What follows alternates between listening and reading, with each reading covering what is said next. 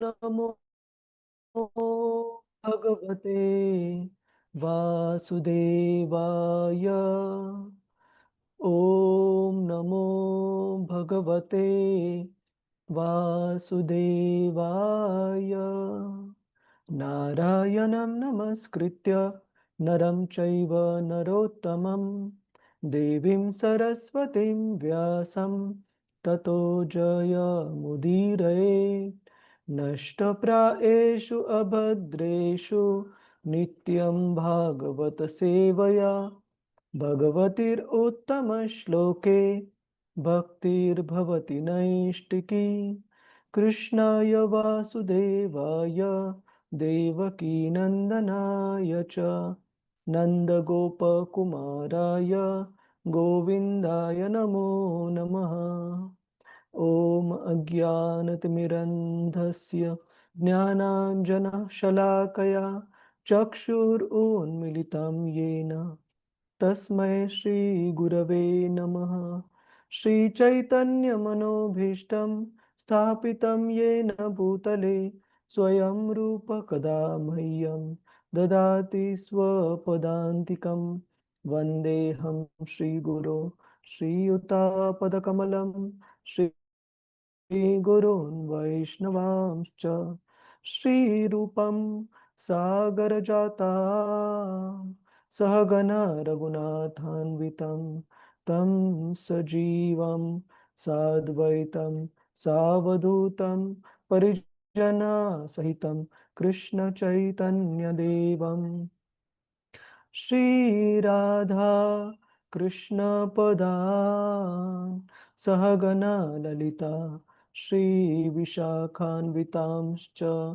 हे कृष्ण करुणा सिन्धु दीनबन्धु जगत्पते गोपेश गोपिकान्त श्रीराधाकान्त नमोऽस्तुते। तप्त काञ्चन गौराङ्गी श्रीराधे वृन्दावनेश्वरी वृषभानुसुते देवी प्रणमामि हरिप्रिये। वंश कल्पतरुभ्यश्च कृपा सिन्धुभ्य एव च पतितानां पावनेभ्यो वैष्णवेभ्यो नमो नमः। नमः ॐ विष्णुपदाय कृष्णप्रेष्ठाय भूतले श्रीमते भक्तिवेदान्त स्वामिन् इति नामिने। नमस्ते सरस्वते देवे गौरवाणी प्रचारिणे निर्विशेष शून्यवादी पाश्चात्यदेशतारिणे। जय श्री कृष्ण चैतन्य प्रभु नित्यानंद श्री अद्वैत गदाधर श्रीवास आदि गौर भक्त वृंदा। हरे कृष्ण कृष्ण कृष्ण हरे हरे हरे राम राम राम हरे हरे। हरे कृष्ण प्रभुजी माताजी सगळ्यांचं स्वागत आहे आजच्या श्रीमद भागवतम चर्चेमध्ये। तर आपण मागच्या वेळेला पाहत होतो की शुकदेव गोस्वामींद्वारे परीक्षित महाराजांच्या 2 प्रश्नांची उत्तरे सूत गोस्वामी सांगतात। शुकदेव गोस्वामी आणि परीक्षित महाराजांच्या संवादाचा रेफरन्स देऊन।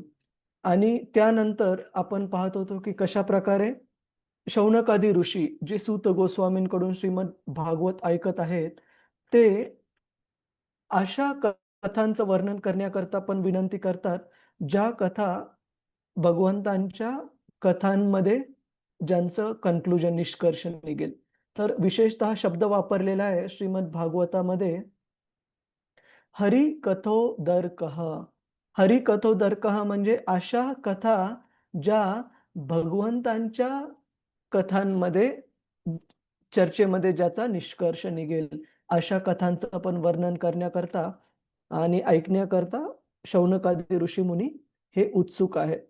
तर आजचा जो श्लोक आहे श्लोक क्रमांक 17 त्यामध्ये आणि येणाऱ्या श्लोकांमध्ये आपण चर्चा करू की शौनकादी ऋषीमुनी अशा लोकांची निंदा करत आहेत किंवा अशा लोकांबद्दल सांगत आहेत जे की भगवंतांच्या कथा चर्चा करण्यामध्ये स्वतःला गुंतवत नाहीत. अशा लोकांचं वर्णन ते करत आहेत, की त्यांच्या जीवनमानाबद्दल भागवताला काय सांगायचं आहे, ते या श्लोकांमध्ये आपल्याला पाहायला मिळणार आहे. तर आपण श्लोक क्रमांक 17 पासून सुरुवात करूया. कृपया सर्वांनी म्हणण्याचा प्रयत्न करा. आयुर्हरति वै पुंसाम्. हरे कृष्णा. आयुर्हरति वै पुंसाम् उद्यन्नस्तं च यन्नसौ उद्यं नस्तं च चं च यन् यन्नसौ तस्यर्थे यत् क्षणो नीत तस्यर्थे यत् क्षणो नीत उत्तमश्लोकवार्तया. उत्तमश्लोकवार्तया. कुणाला वाचायचं आहे का? प्रभुजीच, माताजीच? हरे कृष्ण. हरे कृष्ण. मी वाचू प्रभुजी? हा, क्षितिजा माताजी. हरे कृष्ण. हरे कृष्ण. श्रीला प्रभुपाद की जय. सूर्य आपल्या उदय अस्ताबरोबर उत्तम श्लोक भगवंतांच्या कथांची चर्चा करण्यात वेळेचा उपयोग करणाऱ्या मनुष्या व्यतिरिक्त प्रत्येकाचे आयुष्य घटवतो. तात्पर्य: अधिकाधिक तीव्रतेने भक्तिपूर्ण सेवा करून भगवंतांबरोबरचा आपला विस्मृत झालेला संबंध जाणून घेण्यासाठी मनुष्य जीवनाचा उपयोग करून घेणे किती महत्त्वपूर्ण याचे हा श्लोक अप्रत्यक्षपणे अनुमोदन करतो. काळ कोणासाठीही थांबत नाही, म्हणून सूर्योदय आणि सूर्यास्त यांनी सूचित केलेला काळ योग्य रीतीने आध्यात्मिक मूल्यांचे स्वरूप जाणण्यासाठी उपयोगात आणला नाही तर निरर्थक वाया जाईल. जीवनाचा एक क्षणही व्यर्थ गेला तर भारंभार सोन्यानेही त्याची भरपाई होऊ शकत नाही. जीवाने आपले आध्यात्मिक स्वरूप आणि नित्य सुखाचे उगमस्थान जाणावे यासाठी त्याला मनुष्य जीवन प्रदान केले जाते. प्रत्येक प्राणी मात्र, विशेष करून मनुष्य प्राणी, हा आनंदाच्या शोधात असतो, कारण आनंद ही त्याची स्वाभाविक स्थिती आहे. परंतु तो या भौतिक जगात व्यर्थच आनंदाचा शोध घेत असतो. जीव स्वरूपतः परमपूर्णाचा आध्यात्मिक अंश आहे आणि आध्यात्मिक क्रियांमध्येच त्याला आपल्या आनंदाची परिपूर्ण अनुभूती होऊ शकते.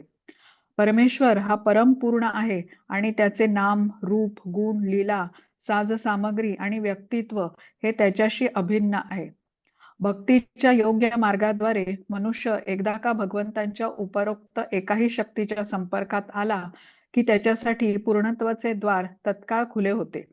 भगवद्गीतेत 2.40 भगवंतांनी अशा संपर्काचे वर्णन पुढील शब्दात केले आहे: भक्ती मार्गातील प्रयत्न कधीही निष्फळ होत नाहीत किंवा अयशस्वीही होत नाहीत. भक्तियुक्त क्रियांचा केवळ प्रारंभही मनुष्याचा भवभयाच्या महाभयंकर सागरातून उद्धार करण्यास पुरेसा आहे.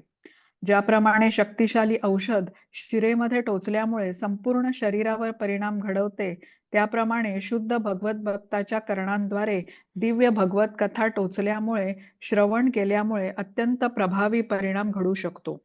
ज्याप्रमाणे वृक्षाच्या एका भागाची परिपक्वता इतर सर्व भागांच्या परिपक्वतेची दर्शक आहे, त्याप्रमाणे दिव्य कथेची श्रवणानुभूती ही परिपूर्ण अनुभूतीची दर्शक आहे. शुकदेव गोस्वामींसारख्या शुद्ध भक्ताच्या सत्संगातील एका क्षणाची अनुभूतीही मनुष्याचे संपूर्ण आयुष्य शाश्वततेसाठी तयार करते. आणि अशा रीतीने ज्या प्रमाणात एक शुद्ध भक्त आपल्या अस्तित्वाचे शुद्धीकरण करीत भगवत भक्तीमध्ये निरंतर व्यग्र असतो, तितक्याच प्रमाणात सूर्य त्या शुद्ध भक्ताचे जीवन हिरावून घेण्यात अपयशी ठरतो. मृत्यू म्हणजे शाश्वत जीवाला झालेल्या भौतिक संसर्गाचे लक्षण आहे. भौतिक संसर्गामुळेच शाश्वत जीव जन्म, मृत्यू, जरा आणि व्याधीच्या नियमांच्या अधीन होतो. दानासारख्या पुण्यकर्मांचा भौतिक मार्ग श्रील विश्वनाथ चक्रवर्ती ठाकूरांनी उद्धृत केल्याप्रमाणे स्मृतिशास्त्रात सांगितला आहे. सत्पात्र व्यक्तीस औदार्याने दिलेले धन म्हणजे पुढच्या जीवनातील निश्चित ठेव असते. असे दान ब्राह्मणाला देण्यात यावे अशी शिफारस आहे. ब्राह्मण नसलेल्या, ब्राह्मणाची पात्रता नसलेल्या व्यक्तीस धनदान दिल्याने पुढच्या जन्मात ते त्याच प्रमाणात परत मिळते. जर अर्धशिक्षित ब्राह्मणास धनदान दिले तरीही ते दुपटीने परत मिळते. विद्वान आणि परिपूर्ण योग्यतेच्या ब्राह्मणास जर धनदान दिले तर ते शेकडो सहस्त्रपटींनी परत मिळते. आणि धन जर एखाद्या वेदपारग व्यक्तीस, ज्याला वेदांच्या मार्गांची अनुभूती झालेली आहे, दान दिले तर अगणित पटींनी परत मिळते. भगवद्गीतेत सांगितल्याप्रमाणे वैदिक ज्ञानाचा अंत म्हणजे भगवान श्रीकृष्णांचा साक्षात्कार. वेदैश्च सर्व अहमेव वेद्यः. धन जर दान दिले तर ते कितीही प्रमाणात असले तरी ते परत मिळण्याची शाश्वती आहे. त्याचप्रमाणे दिव्य भगवत कथांचे श्रवण आणि कीर्तन करीत शुद्ध भक्ताच्या संगतीमध्ये व्यतीत केलेल्या एका क्षणामुळेही स्वगृही भगवतधामात जाऊन शाश्वत जीवन प्राप्त करण्याची निश्चित खात्री आहे. मद्धाम गत्वा पुनर्जन्म न विद्यते. दुसऱ्या शब्दात सांगायचे तर भगवत भक्ताला नित्य जीवनाची शाश्वती असते. भक्ताचे वर्तमान जीवनातील वृद्धत्व किंवा त्याची व्याधी म्हणजे अशा निश्चित शाश्वत जीवनाची प्रेरणाच होय. हरे कृष्ण. श्रीला प्रभुपाद की जय. हरे कृष्ण. हरे कृष्ण. श्रील प्रभुपाद की जय. तर इथे या श्लोकामध्ये सांगितलेलं आहे की कशा प्रकारे अशा व्यक्तींसाठी जे की भगवंतांची उत्तम श्लोक वार्तया, की भगवंतांच्या नाम रूप गुण लीला इत्यादींबद्दल चर्चा करण्यामध्ये आपला वेळ सदुपयोगात वापरत नाहीत, अशा लोकांसाठी प्रत्येक उदय आणि प्रत्येक सूर्यास्तासोबत त्याच्या जीवनातला काळ घटत आहे.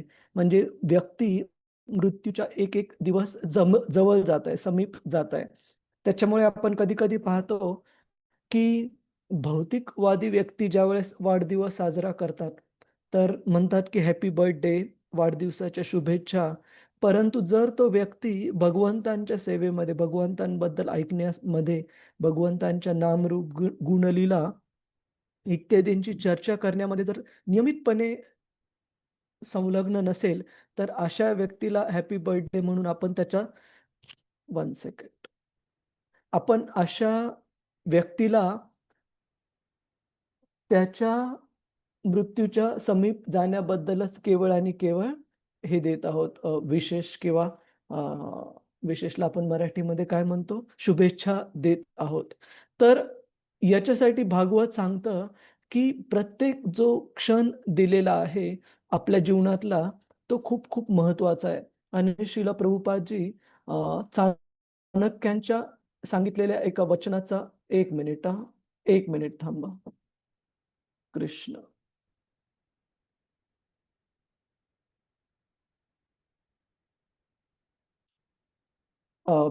प्रतिरूपा माताजी, एकच मिनिट पॉज करा प्लीज. Message sorry. कृष्ण.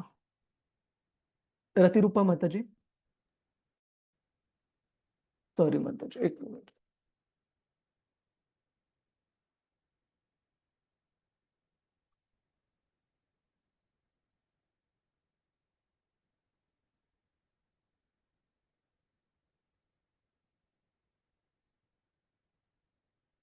हरे कृष्ण. आवाज येते माझा व्यवस्थित प्रभूजीच माताजीच?